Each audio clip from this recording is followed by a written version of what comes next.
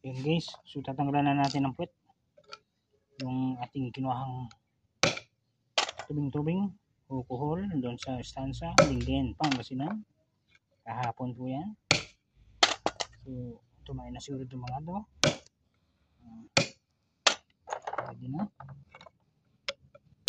Alinis na.